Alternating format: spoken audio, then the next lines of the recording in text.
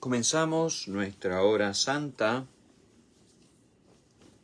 cantando a Jesús sacramentado.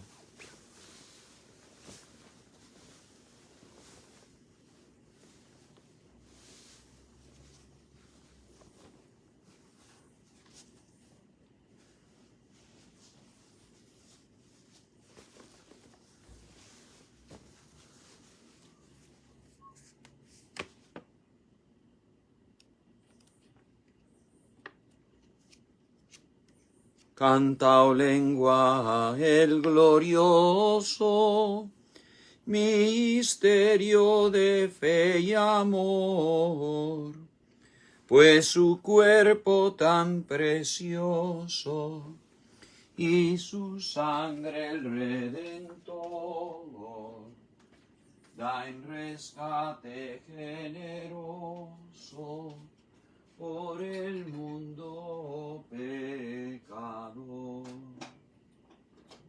De una virgen noble y pura fue concebido y nació,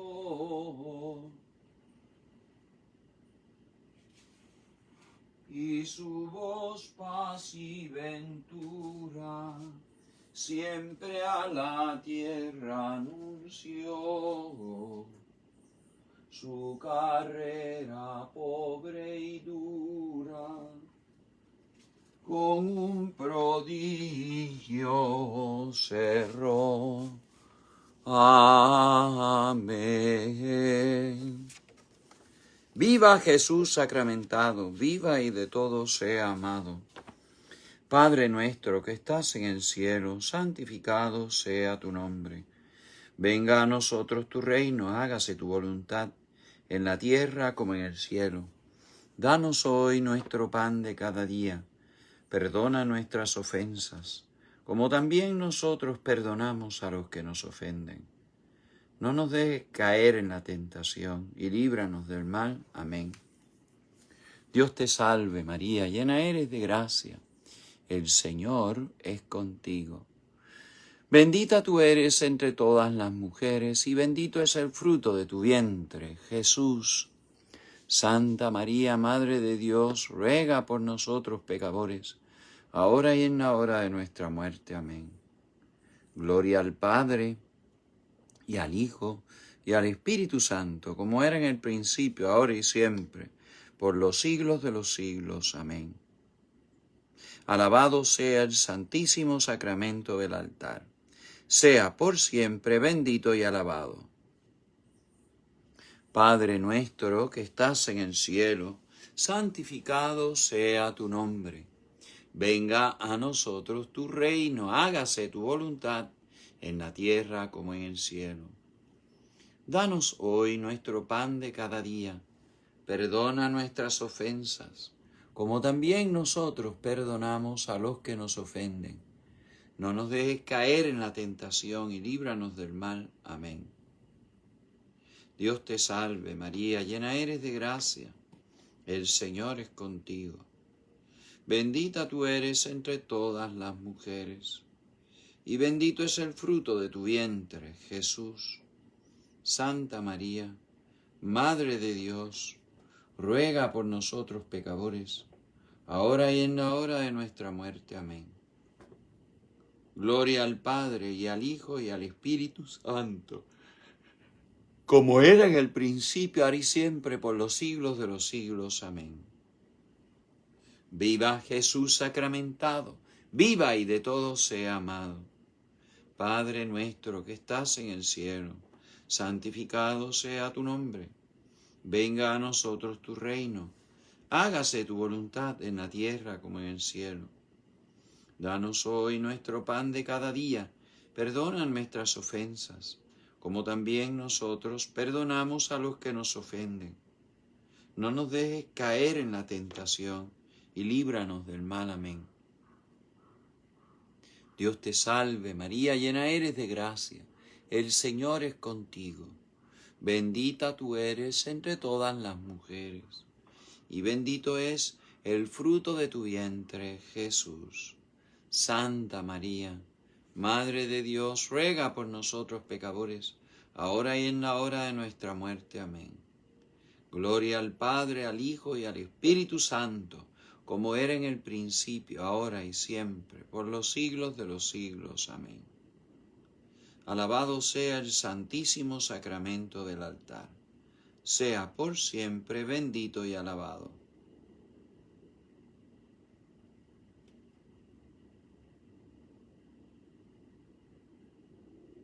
Oración preparatoria. Jesús mío, creo firmemente que estás aquí en el Santísimo Sacramento del altar, que me ves, que me oyes, que me hablas, que me amas. Te adoro como a mi Dios, te quiero como a mi amigo y hermano, te obedezco como siervo, te pido perdón de mis pecados. Que tu Espíritu Santo me dé la gracia de hacer este rato de oración con fruto, para conocer tu voluntad y luego hacerla. Enséñame a rezar con más devoción, aprovechamiento y fe.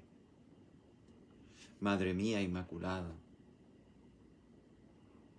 San José mi Padre y Señor, ángeles de Dios, santos amigos, rueguen por nosotros. Amén.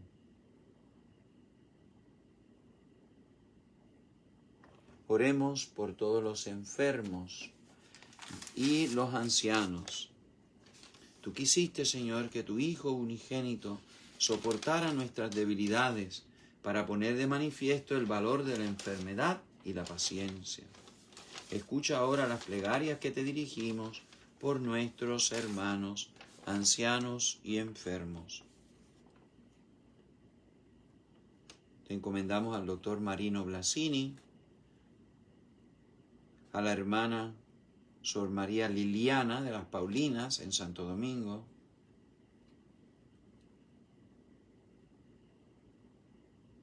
a doña Paula Figueroa, a Amanda Quiñones, Diego Andrés Pérez, Marta María Cintrón Hernández, al doctor Aristides Rodríguez, a doña Hilda López, viuda de Colón, y su hermana Mirza, a don Tomás González y su esposa doña Blanca, a don Enrique Blanco y su esposa doña Melba, a Sonia Pinto, Carmen Acosta, María Magdalena Báez, a doña Alicia Cuadrado, a Raquel Santiago, a Héctor Luis Colón, a José Betancourt, a María Curcio, a Milagros y a Ángela Maldonado, a Nicolo Ocasio Rivera, a Amnia Gil Rodrigo Fernández, a María Lucía Conesa y su primo Gabriel Montalvo, a Juanita Costoso, a don Félix Cepero, Rafael Cintrón, alias El Chino, Melca Hernández, doña Estela Salcé, don Ernesto Ferrer,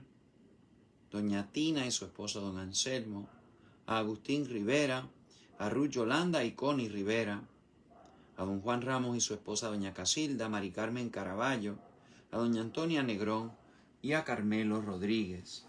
También encomendamos muy especialmente al padre Pepe Quintero y a un sacerdote que salió de una crisis psiquiátrica, pero todavía no se ha repuesto espiritualmente, y a una ex religiosa en crisis psiquiátrica y espiritual. Te traemos, Señor, a todos los enfermos de cáncer, de COVID, de SIDA, los que están en procesos de diálisis, los obesos, los alcohólicos, los drogadictos.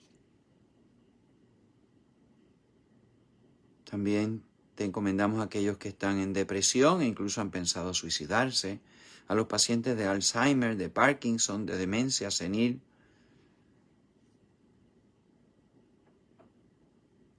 y a tantos pobres que sufren tuberculosis, diabetes, malaria y hepatitis.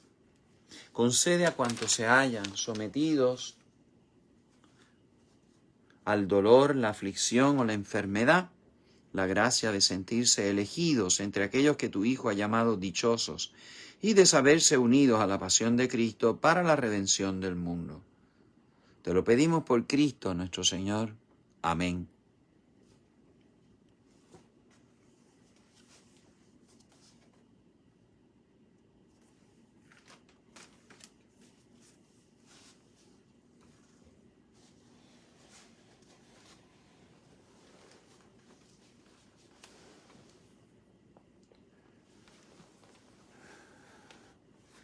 Y ahora continuamos nuestra meditación de la infancia de Jesús.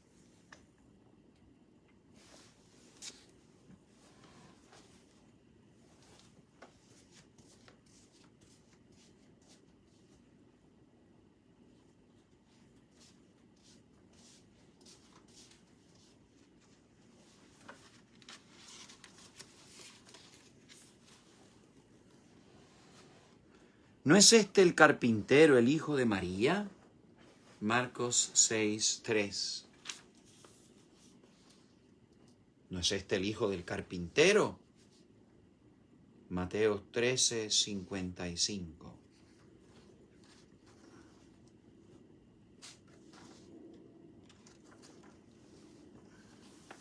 Jesús pasaba en Nazaret por el hijo del carpintero y más tarde por carpintero.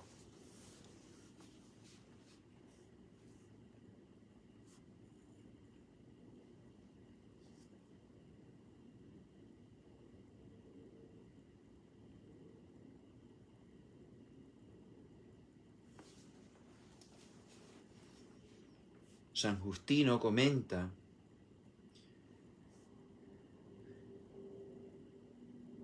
que fabricó obras de ese oficio, arados y yugos, mientras estaba entre los hombres, y por ellas enseñaba los símbolos de la justicia y lo que es una vida de trabajo.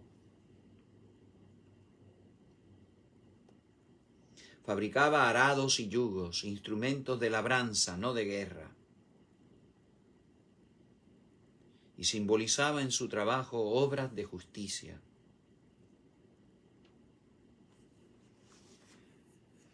Como Dios Yahvé había modelado con tierra virgen el cuerpo del hombre, gustaba Jesús de fabricar con madera los instrumentos del trabajo más sano del hombre.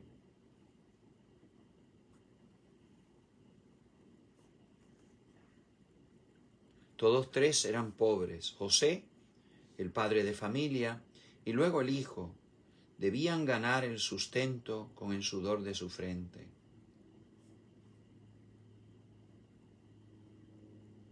A pesar de su absoluta inocencia, el niño se atuvo a la suerte del hombre pecador.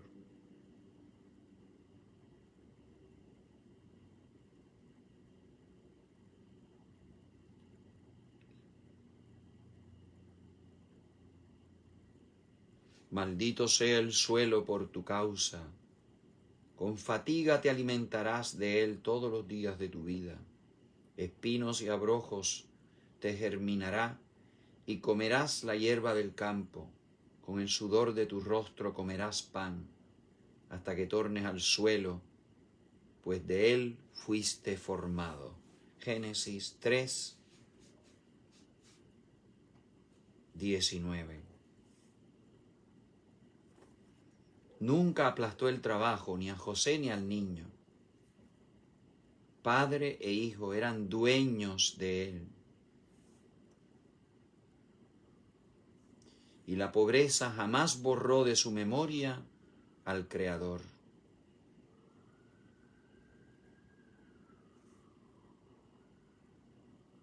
Siempre pobres y nunca de solemnidad, hicieron de la memoria de Dios el trabajo de su mente y la mantuvieron libre para en medio de sus tareas volar sin fatiga al Creador.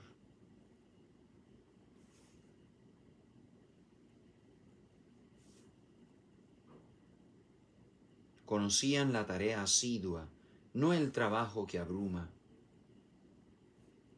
e hicieron del oficio medio de honrada subsistencia.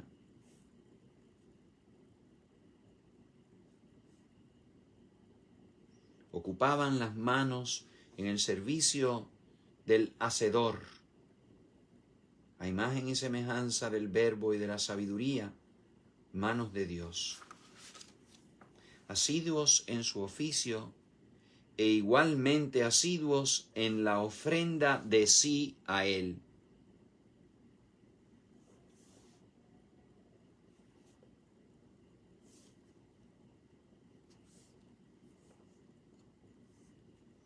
En el trabajo del taller respetaban padre e hijo la ley del sábado sin sacarla de quicio.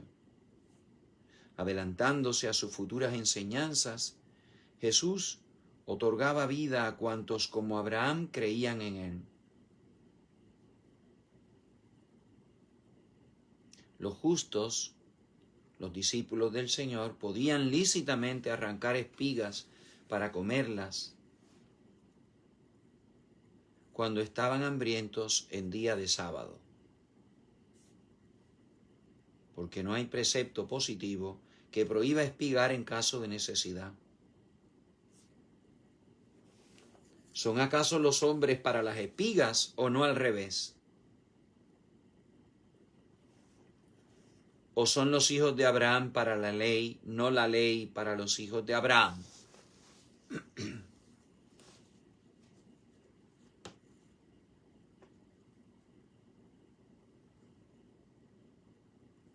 Además, para los sacerdotes no vale la prohibición del sábado. Ellos tenían que seguir ofreciendo en el templo.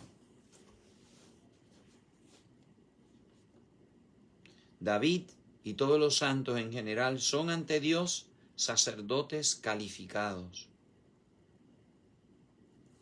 Pueden, por tanto, en ejercicio sacerdotal, hacer lo prohibido a no sacerdotes.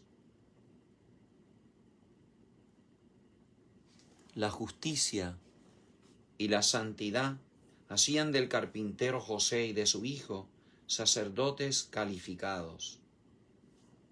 Ambos eran como justos sacerdotes y estaban por encima de la ley del sábado. Vivían de continuo el día del Señor, y el Señor era glorificado en cada una de sus jornadas, no solamente en los sábados. Como también tú y yo debemos santificar no solo el domingo, sino cada día de nuestro trabajo.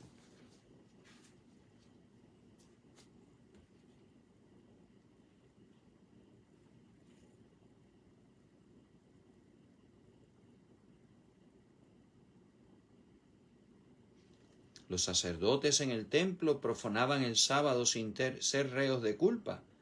Mateo 12:5. Y no eran reos de culpa porque estando como estaban al servicio en el templo, no ejercían ministerios profanos, sino dominicales, con lo cual cumplían la ley y no la transgredían.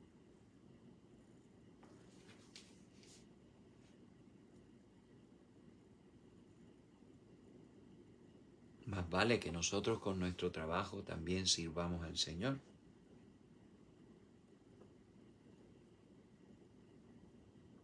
Pero no por eso invocaban José y su hijo el carácter sacerdotal como santos para profanar el sábado.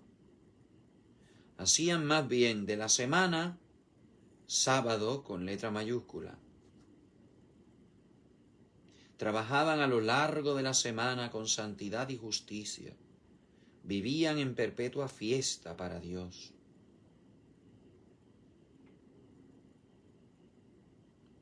Animaban el ejercicio fatigoso del cuerpo con la memoria de Dios. Dejando libre el alma para volar a Él, hacían de los días ordinarios día sacerdotal. Más que los propios levitas y sacerdotes judíos en el templo.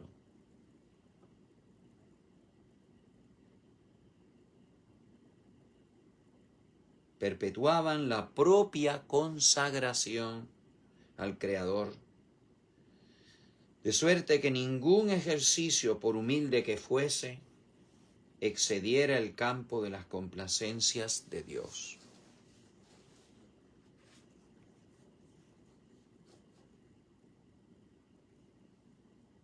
Caín y Abel no diferían en el objeto, sino en el modo del sacrificio.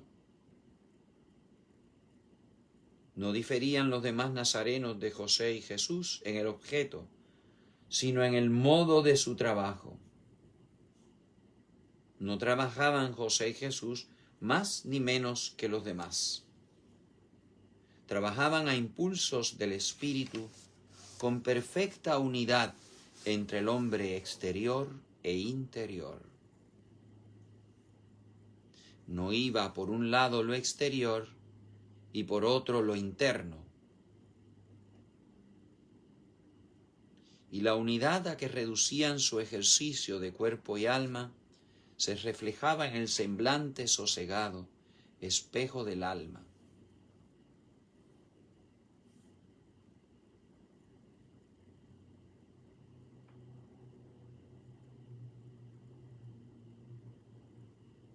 El Espíritu de Dios no pide más que puede el cuerpo, pide simplemente la entera consagración a Dios.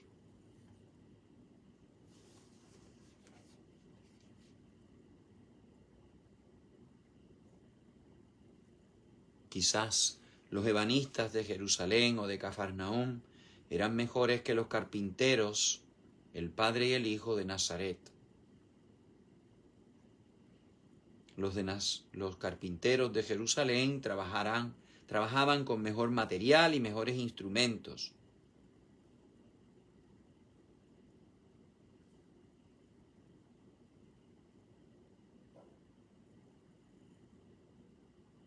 Pero los obreros de Nazaret trabajaban con la mejor intención, aunque las condiciones de trabajo les hacían sentir sus limitaciones, pero no por eso perdían la paz. Ponían más alma que materia y se atenían al resultado normal.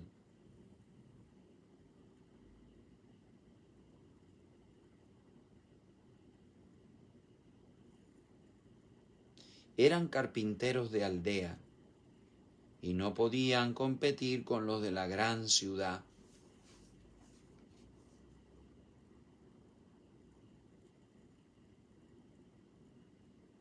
Se demostraba por este medio que la eficacia de la virtud es invisible.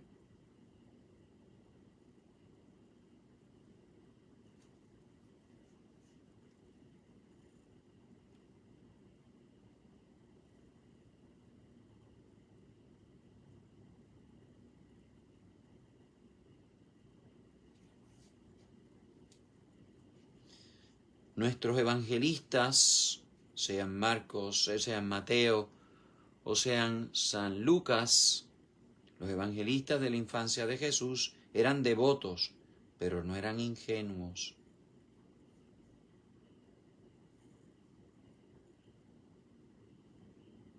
El Hijo de Dios, nazareno entre nazarenos, fue incomprendido en su persona y en su misma profesión. ¿No es este el hijo del carpintero? Que todos conocemos y sabemos lo que vale. Es una interrogante peyorativa.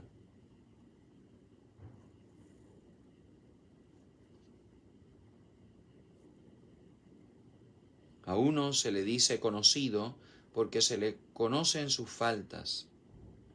Los nazarenos se los conocían a Jesús.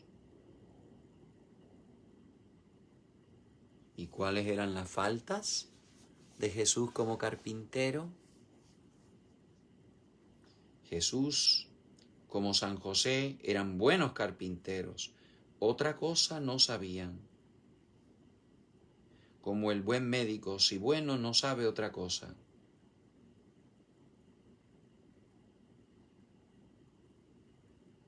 Por lo tanto, medir por el oficio de carpintero al esposo de María es, para nosotros, no entender quién es San José.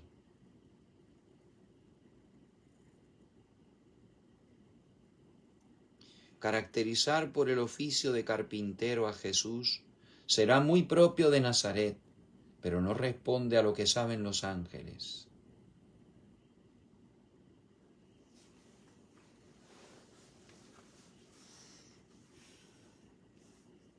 Pero San José y Jesús no se quejaban de que así les midieran.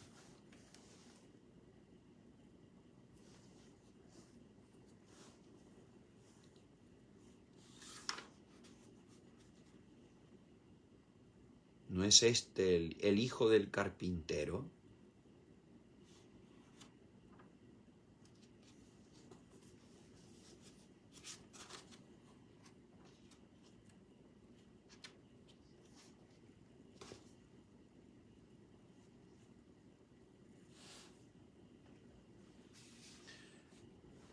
Próximo punto de meditación, el silencio de Nazaret.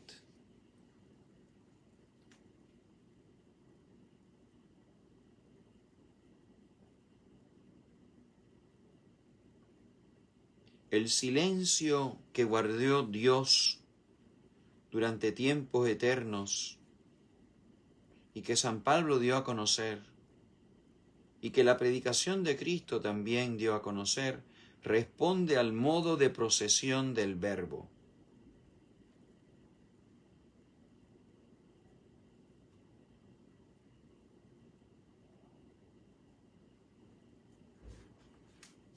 Un solo Dios se manifestó a sí mismo por medio de Jesucristo, su Hijo, Verbo o palabra suya, que procedió del silencio y en todo agradó a aquel que le había enviado, dice San Ignacio de Antioquía.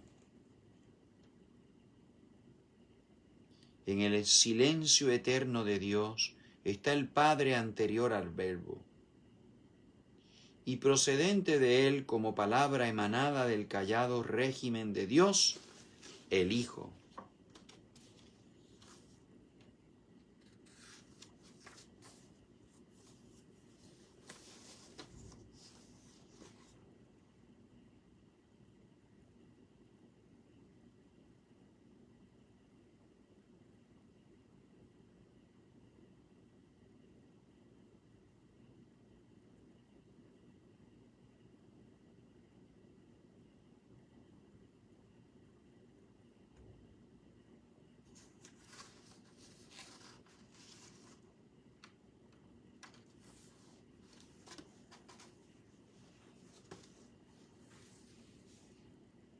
Hay hombres que con su silencio pueden más que otros con sus palabras.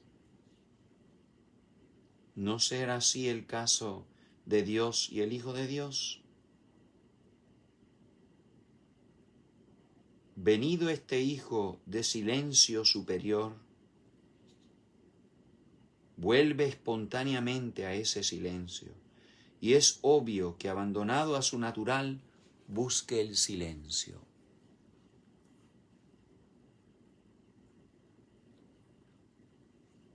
Más vale callar y ser que hablar y no ser.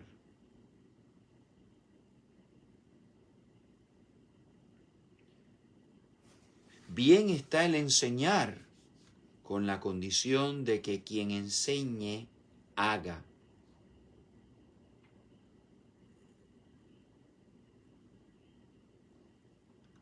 Y hubo ese maestro con letra mayúscula que dijo y fue.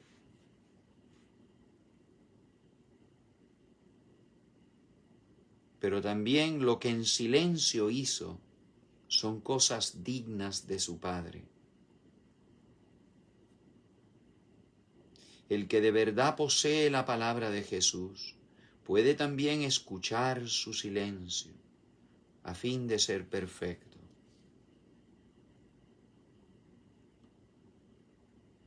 Para que, según lo que hable, obre.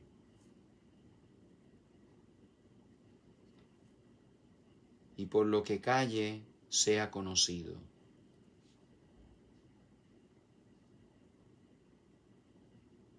Nada se le oculta al Señor,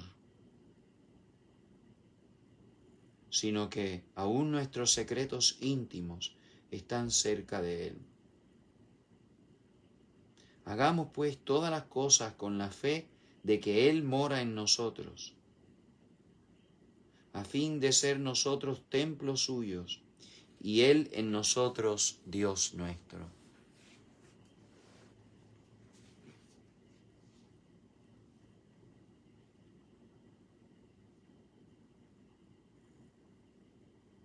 el silencio del verbo humanado adoctrina. Es eficaz porque calla y a la vez habla. Enseña a no derramarse en palabras inútiles y revela el misterioso tesoro del Padre. Y lo traduce según la carne en la modestia, en la reserva y comedimiento ante los demás. Deja hablar y moverse a otros. Abre los ojos en actitud contemplativa y se deja a sí mismo hablar de Dios para volver a Él, con letra mayúscula, en contemplación.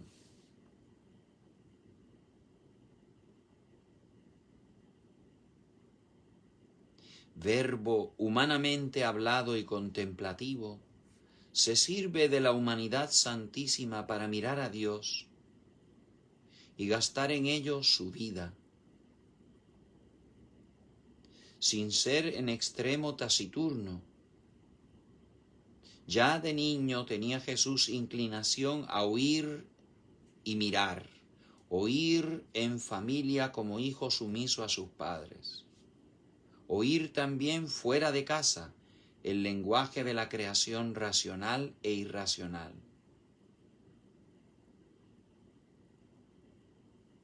Y tenía ojos hermosísimos, penetraban hasta la división del alma y del espíritu.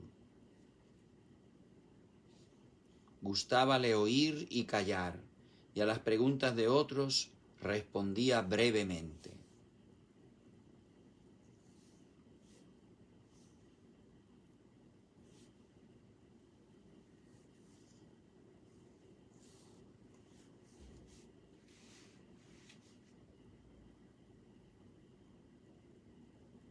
Cada cual tendrá sus gustos, dice el padre Antonio Orbe.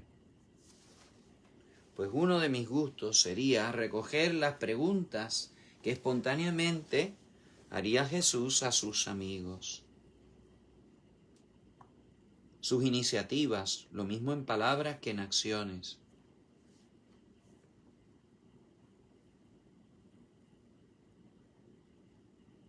Descubrir los gustos del Hijo de María.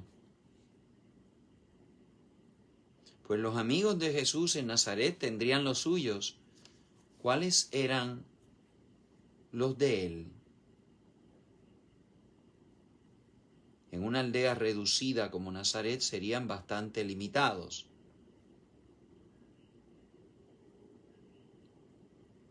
Aunque uno no puede imaginar a un hijo del carpintero siempre pasivo, siempre a la merced de otros, en sentimientos, palabras y obras. Pero mucho menos en actitud de maestro, como quien está llamado a enseñar y no a aprender. Un Jesús así no sería amable. Sería incluso desagradable.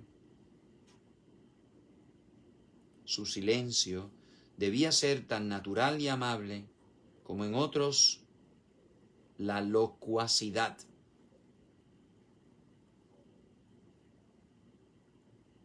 Jesús reiría muchas veces las salidas de sus amigos y las tendría a sí mismo él. También eso entra en el progreso humano, porque los sentimientos de los seres humanos en el fondo son iguales. Tienen parecidas inclinaciones, alegrías y penas. Los amigos no teorizan, tienen las mismas inclinaciones. Un día están de humor y otro de no.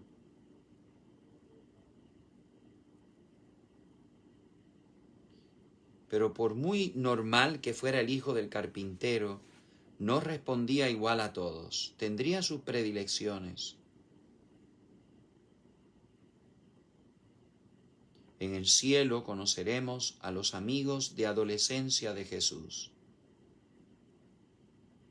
Quisiera creer que le fueron siempre fieles.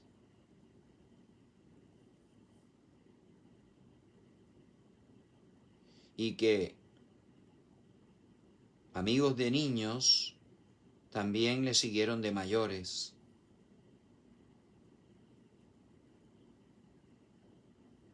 Se buscaban porque se querían y arreglaban bien. Amigos que vienen espontáneamente y que Jesús les presentó a José y a María, y que a su vez presentaron a Jesús a los padres de ellos. Todos eran más pobres que ricos, muy religiosos y devotos de las Escrituras, se divertían entre semana con juegos sencillos. Y los sábados asistían a la sinagoga, como hacen nuestros moraguillos los domingos a la misa. Y tendrían a gala ayudar al rabino, al cual unas veces le entendían y otras no.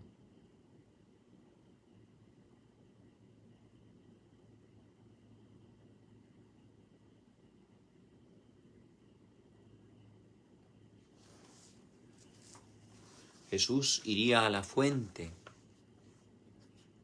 por agua para traer a casa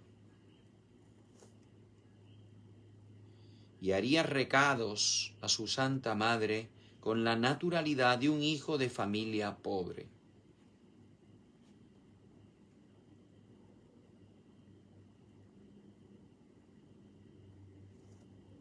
Porque la pobreza hermana con el silencio. Aquel es de veras pobre que no entiende el lenguaje de los ricos.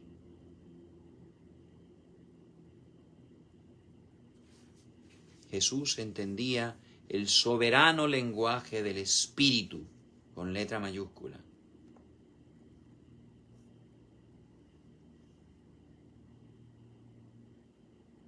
Y lo que en otras casas hacían los siervos o criados, eso hacía Jesús en la de José.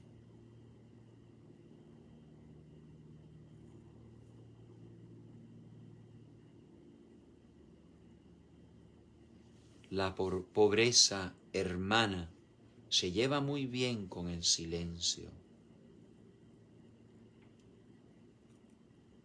porque entiende mejor el soberano lenguaje del Espíritu.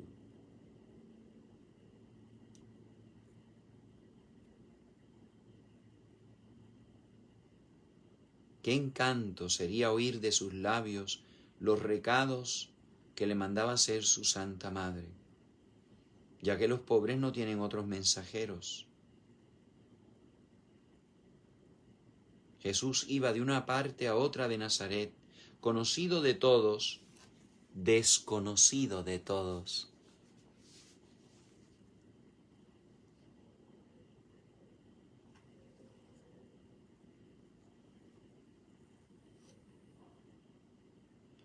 Aquel niño sacaba tiempo para todo y lo hacía con gracia, como si no tuviera otra misión.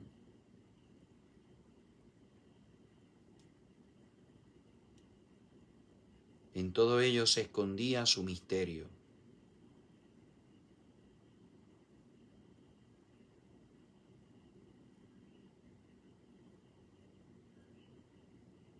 Era, al fin y al cabo, el intermediario entre Dios y los hombres.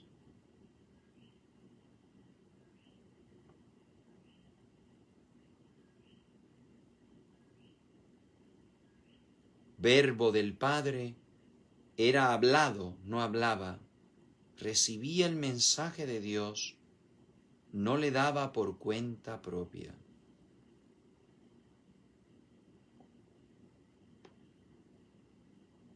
El silencio para lo suyo propio, respondía a la palabra en él hablada por Dios.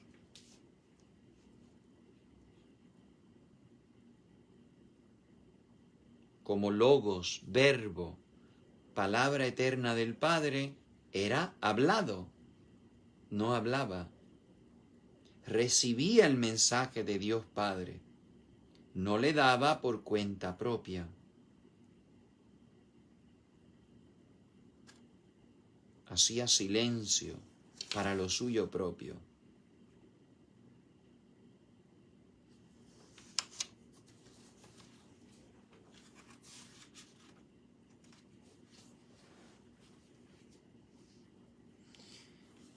Y su madre guardaba todas estas cosas en su corazón.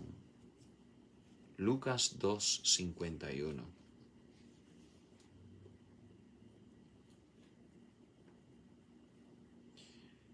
Esta frase se refiere a la Virgen, pero puede extenderse al régimen de vida de la Sagrada Familia en Nazaret. Todos tres, cada cual a su modo, meditaban sobre las cosas de Dios.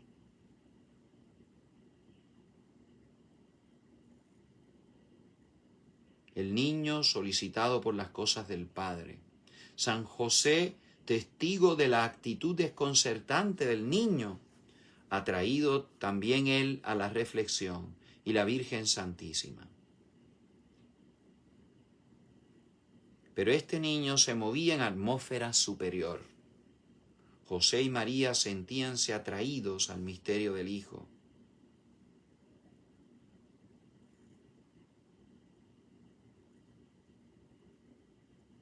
Levantado como le veían y distante de ellos, creíanse llamados a acompañarle.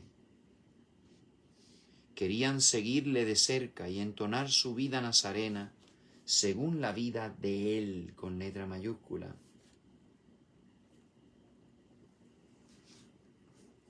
San José y Santa María se sentían atraídos al misterio del Hijo.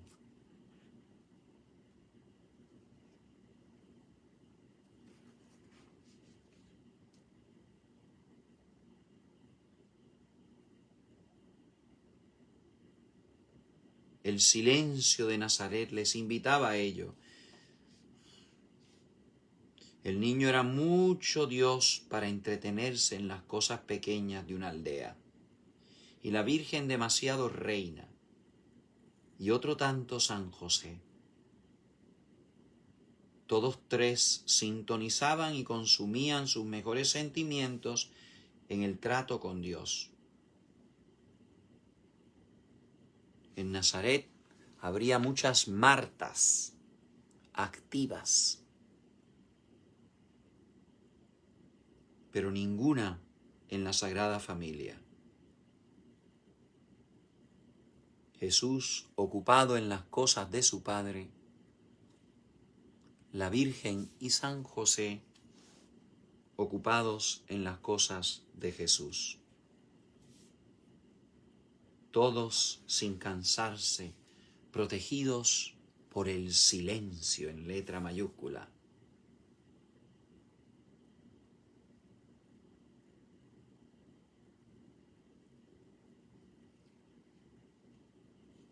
Los tres sintonizaban y consumían sus mejores sentimientos en el trato con Dios. Habría muchas Martas en Nazaret, pero ninguna había en la Sagrada Familia.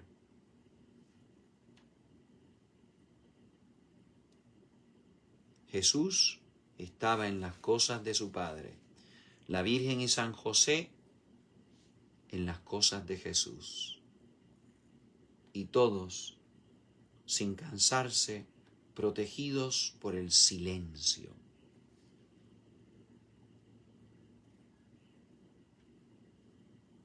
Marta, Marta, te inquietas y te agitas, atendiendo a tantas cosas, cuando solo una es necesaria.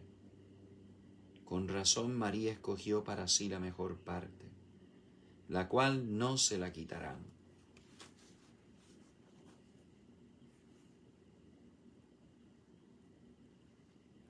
En el hogar de Nazaret, todos se ocupaban en oír la palabra del Señor, en estar a los pies y en compañía de Él.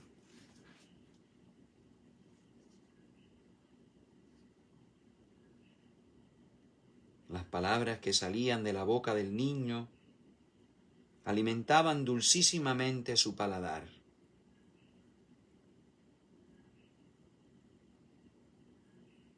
como el niño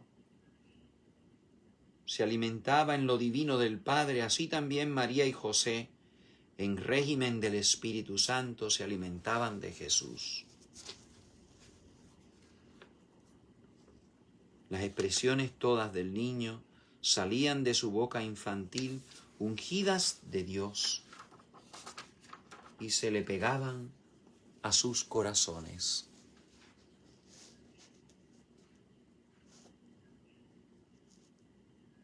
Quisiera imaginarme que los tres se juntaran al cabo del día a oír las Escrituras y que a los padres les gustaba saber cómo las declaraba Jesús. Y a través de la boca del Verbo escucharían maravillados lo que el niño dejaba caer, entender, comunicar. Los dos, sentados a los pies de Jesús, escuchaban su palabra, más dulce que la miel. Le suplicaban que volviera sobre lo mismo y les declarase su sentido.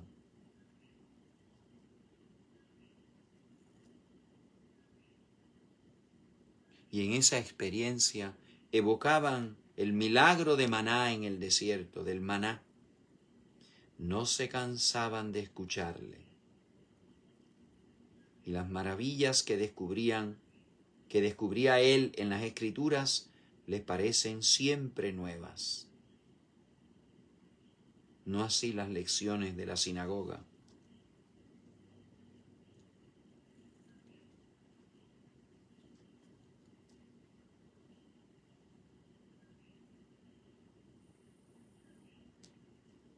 María y José estarían pendientes siempre de él.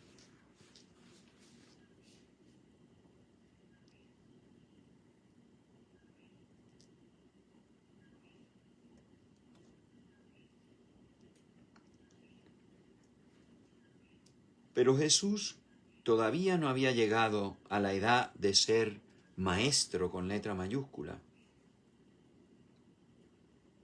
Pero se advertían en él las enseñanzas que cuando mayor daba. En la plegaria, sencillez, sin multiplicar palabras en alta voz. Porque sabe vuestro Padre de qué tenéis necesidad antes de que se lo pidáis. Mateo 6-8.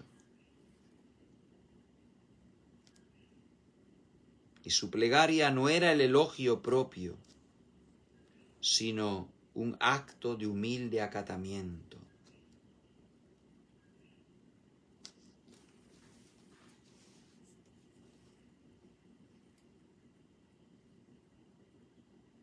La casa de Nazaret, como el templo de Jerusalén, era casa de oración. Había tiempo de trabajar, había tiempo de orar. Y el alma libre para volar a Dios en medio del trabajo. Porque a los espíritus, a las almas que están llenas de Dios, Él las levanta a sí mismo.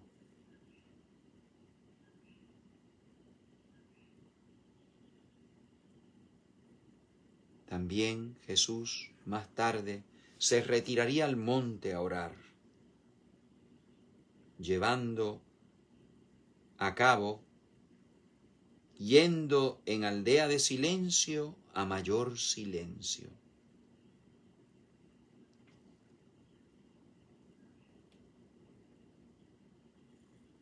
Como niño era muy sensible al lenguaje de la naturaleza. Hijo del Creador, veía la obra de sus manos. Y si al cabo de la creación vio Dios todo cuanto había hecho, y he ahí que era muy bueno, Génesis 1:31, en los sencillos días de Nazaret, contemplaba Jesús, sin él saberlo, su propia obra, y se complacía en ella porque era muy hermosa. fijaba sus ojos en las maravillas por él amontonadas en los rincones del universo. Se deleitaba y hacía oración. Y de la tierra subía al cielo. Porque hay plegaria más espontánea que la fusión en amoroso deleite de cielo y tierra, de criatura y creador.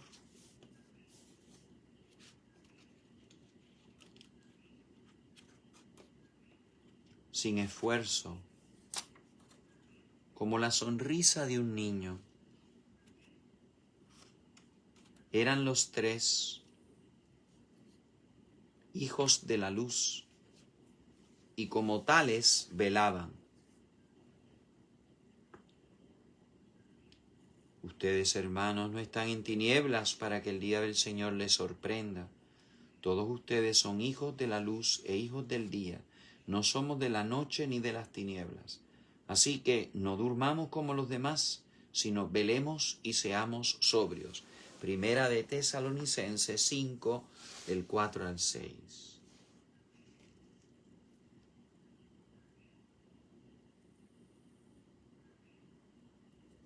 El Espíritu perseguía a los tres, despertándoles a la vida de Dios.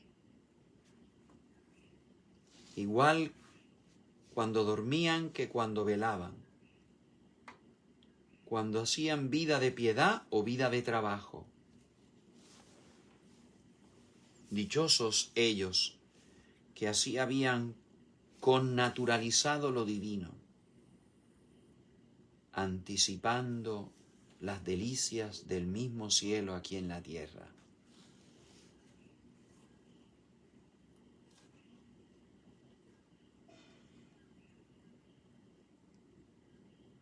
El Espíritu presidía sobre los tres, despertándoles a la vida de Dios, igual cuando dormían que cuando velaban, cuando hacían vida de piedad o vida de trabajo. Dichosos ellos que así habían connaturalizado lo divino, anticipando buena parte de las delicias del cielo.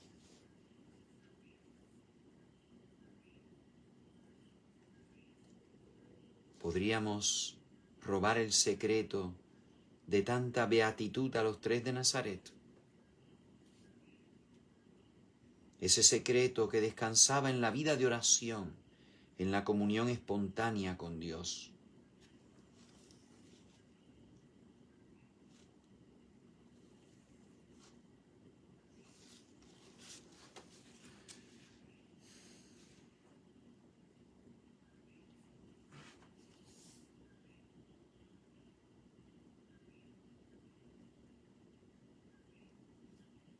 Para los israelitas en los días de Moisés, Dios vivía entre las nubes de la alta montaña. Lejos de Israel, susto le tenían. Temían morir si se les acercaba. No así estos tres de Nazaret. Su Dios era un Dios de cerca.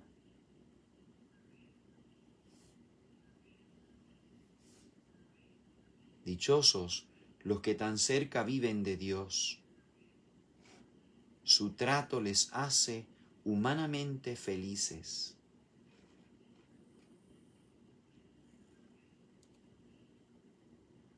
Y unen una beatitud humana y divina.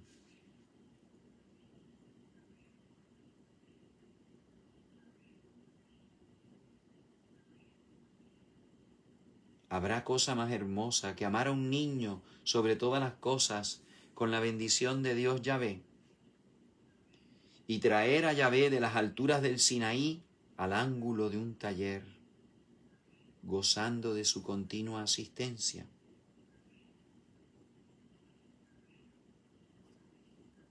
Así como los peces no se ahogan en el mar, sino que el mar hace su vida, estos tres no extrañan al Espíritu, porque el Espíritu hace su vida. Se mueven y deleitan y viven en Él, pero sin Él se ahogarían.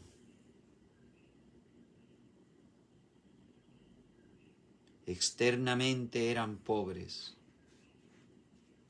pero con el espíritu poseían las riquezas y las delicias de Dios mismo.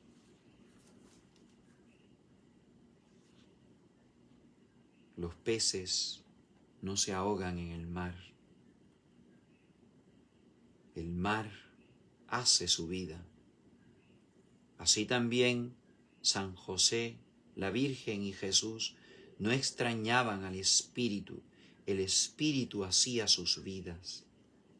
Se movían y deleitaban y vivían en Él. Sin Él se ahogaban.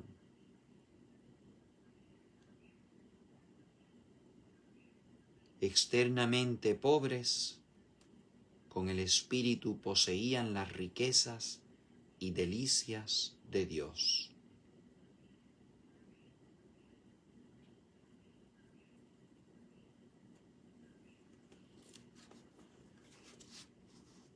Y su madre guardaba todas estas cosas en su corazón.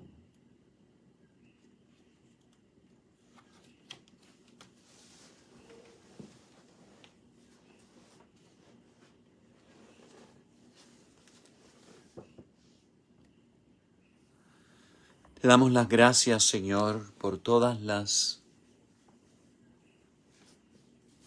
luces, mociones, inspiraciones y propósitos que me has comunicado en esta meditación sobre la vida oculta de Nazaret, la del carpintero, hijo del carpintero, que hizo ofrenda asidua de sí mismo en su trabajo, haciendo de su trabajo y de su vida de familia un sacerdocio, glorificando a Dios, haciendo de la semana entera un sábado, para nosotros un domingo, haciendo los días ordinarios día sacerdotal,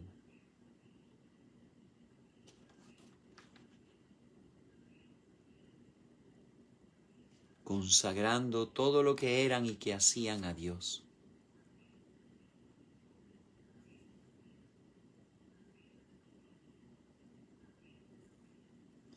Y aunque otros se refirieran a él como carpintero peyorativamente,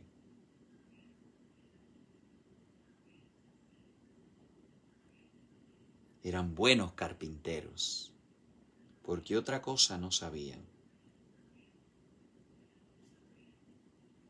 Aunque no se mide las personas por su oficio,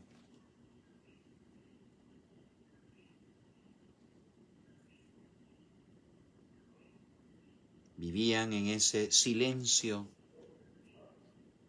y en esa oración estimulante. Y sus padres gustábanle oír y callar, mientras el niño escuchaba la hermosura de la creación.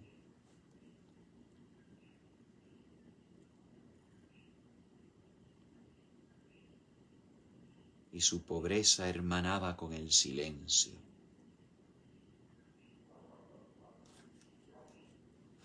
Porque él recibía el mensaje de su Padre Dios. No lo daba por cuenta propia. Mientras sus padres vivían extasiados, contemplativos del misterio de su Hijo.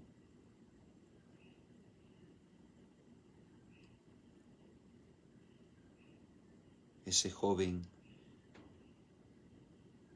que en su plegaria hacía un acto de humilde acatamiento y que su alma era libre para volar a Dios incluso en medio del trabajo.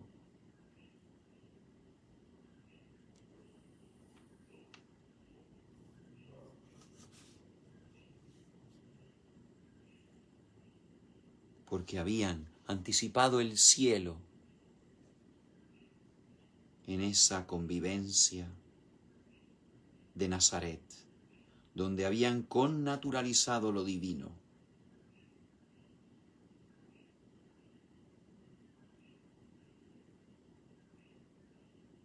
El Dios tremendo del monte Sinaí estaba cercano, amable, en Nazaret, en la casita de Nazaret.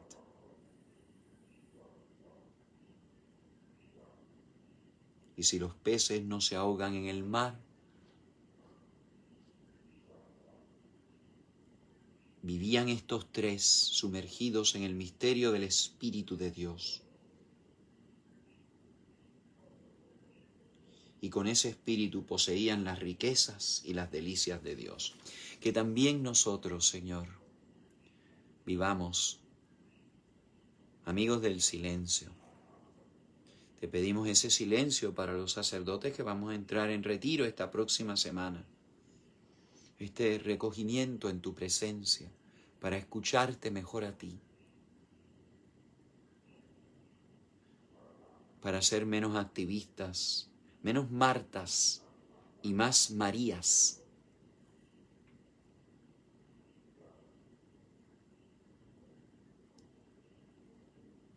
Y que sepamos navegar como los barquitos en medio de las olas, seguir nuestro trayecto, sin hacer agua, sin desviarnos,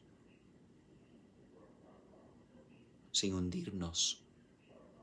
Incluso en los pesares, dificultades de la vida.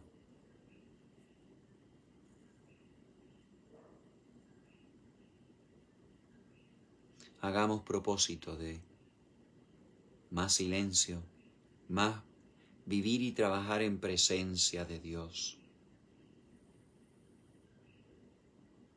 más contemplación,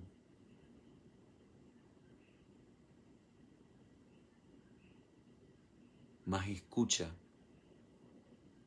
del Dios que habla a veces mejor en el silencio, como habló en ese silencio desde la eternidad su verbo.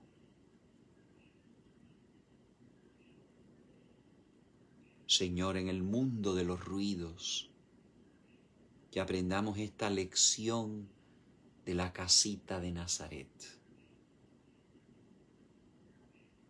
y pongamos por obra lo que contemplamos. María Inmaculada, primer sagrario de la palabra de Jesús hecha carne, del Verbo hecho criatura, del Hijo de Dios hecho hijo tuyo. San José, contemplativo del misterio, siempre asombrado por la belleza de lo ordinario, de lo común.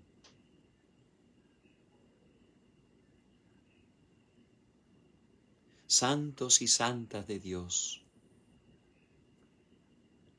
santos amigos nuestros, rueguen por nosotros.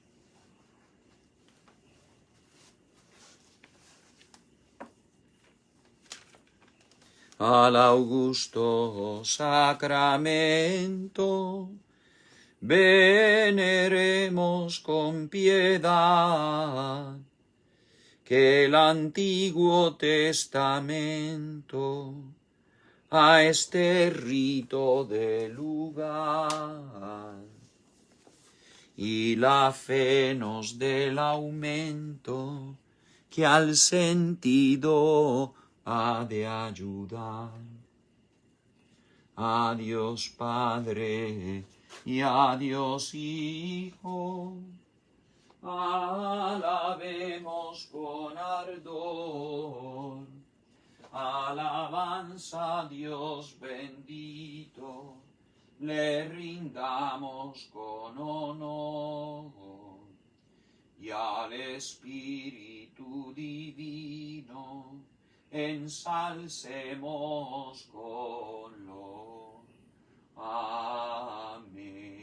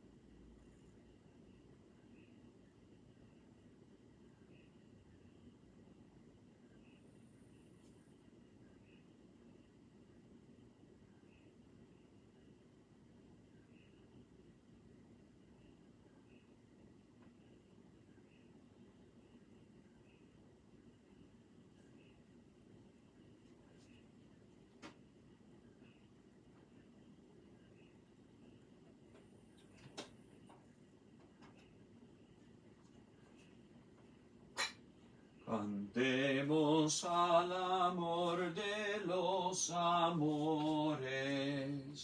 Cantemos al Señor. Dios está aquí. Venid adoradores, adoremos a Cristo Redentor. Gloria a Cristo Jesús. Cielos y tierra, bendecid al Señor. Honor y gloria a ti, Rey de la gloria. Amor por siempre a ti, Dios del amor.